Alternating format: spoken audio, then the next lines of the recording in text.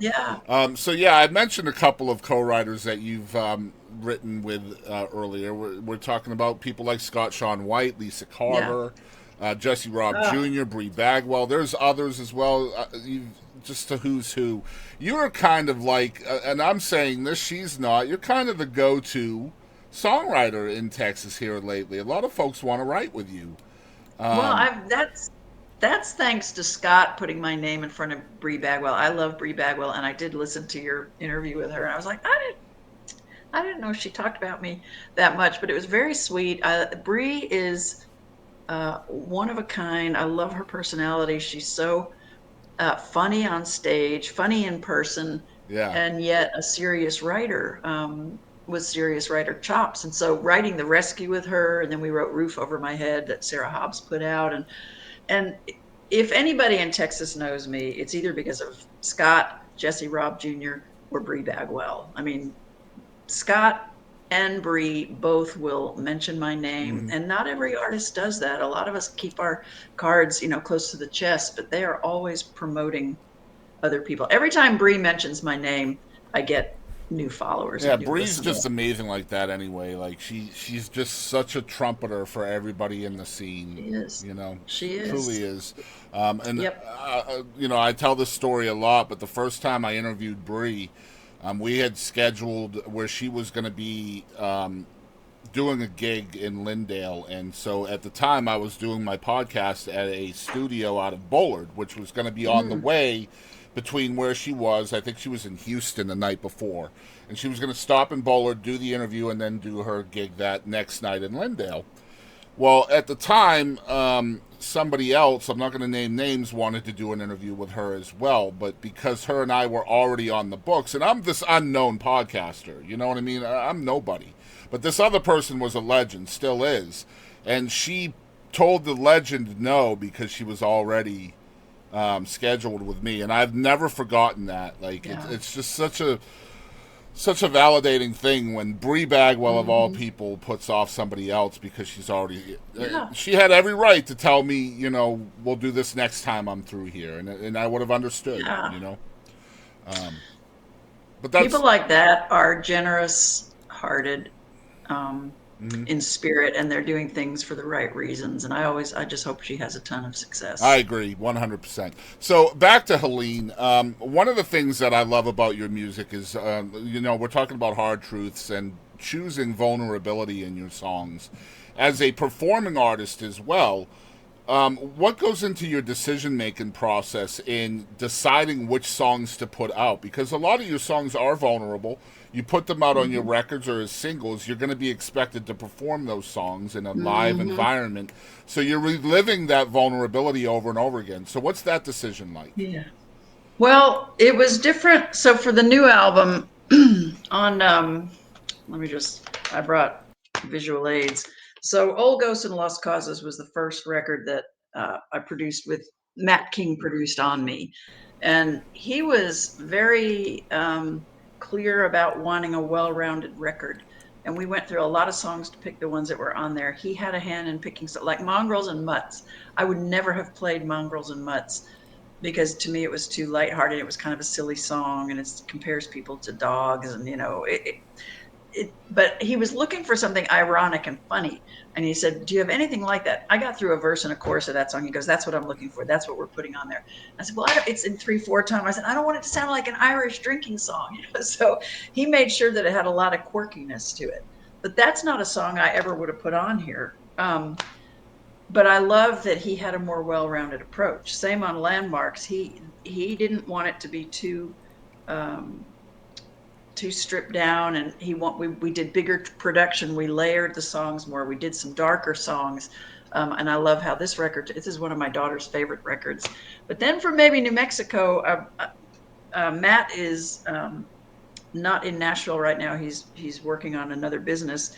So I went to the guy that engineered those last two projects, and we did maybe New Mexico, which is the new record coming out March 7th. And this one, my approach was, what songs am I singing the most right now in concert? What new ones are working their way up? Um, which ones do I want to be singing? Maybe I've overlooked them. If I'm writing 50, 60 songs a year that are keeper songs. Which ones do I want to be singing? And then which ones do I feel need to be in the world? If this is the last record I get to make, what songs have to be on there? So, for instance, there's one called Visitors that was a very recent song. And I kept going, no, that can make the next project. But I'm closing almost every show with that song. And I went, no, it needs to go now because who knows if there's going to be another record. Hmm. So that's kind of, I don't want every song to sound the same or to feel the same. So I listened to Mitch Dane, my producer, had some input, but bottom line on this record, I went, these song choices, I'm going to be responsible for them. I'll listen to everybody else, but I'm going to make the final choices, room permitting. If we had enough time and studio time to get to them all. So again, I probably had 20, 30 songs to choose from, and I went with my favorites on this one. I love how you're leading me into my next note. This is so cool. So you talked about, your songs not sounding the same, and one of the Mm. things that I've noticed with that aspect of your music is your vocal delivery of each song. And specifically, what I mean by that is it seems like when you're within the moment, you're telling the story of each song, you know what to do vocally, whether it's to, quiet a lyric down or to belt it Mhm. out or whatever. Is there a strategy in that for you, mainly when you're in the studio?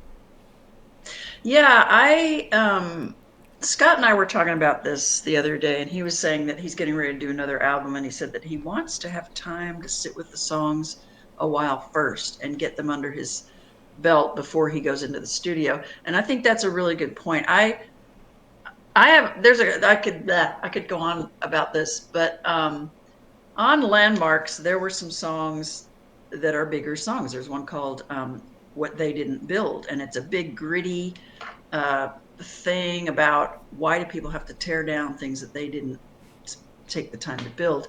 And so I've been sitting there singing it, and I have always told people, I've told soundmen, I have this really quiet voice, I'm going to need more vocal. And Matt is the one who taught me, you have a big voice and I love it when you use it. And I need it on this song.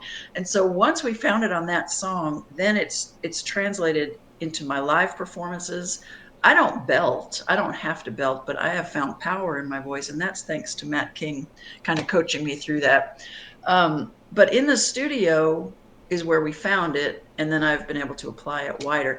On the new record, I don't know. I have to feel a song if I'm going to record it. Hmm. And when I'm feeling the song, I know how I want this word to sound. I know where I want it to fall off. I know where I want my vocal to break. Um, all of that, all of that is what I strive for. And then sometimes there are really cool accidents that happen I and little imagine. slides. And those things are like magic. When the producer hears that and he makes a note and he goes, okay, I want you to hear this and I want to put this in there. So a lot of it is calculated. And the other thing I have to say is I never got into this because I wanted to sing in front of people. When I was growing up, I had a real fear of getting up in front of people and speaking. And that was another aspect of being the quiet one. And it's just amazing to me that that's what I do now. I got into being a performer because of songwriting, not because of any dreams of stardom. So I think that's another reason why I sing the way I sing. And I'm not going to sound like Carrie Underwood, but Carrie Underwood's not going to sound like me. Well, if you sounded like Carrie Underwood, we wouldn't have a Helene Cronin. So I'm game for that.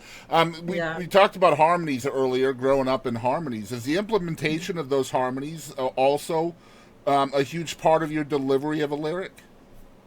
No, I think that comes after. And on the Landmarks record, Matt and I had a blast doing a bunch of layered, cool stuff. So some of it has a 70s retro sound, and there's a whole lot of buried kind of just layers of production in that record. And at the end of it, he goes, I am blown away by your harmony ability. He said, I had no idea you could do backgrounds like that. So that was fun, and it gave me boldness.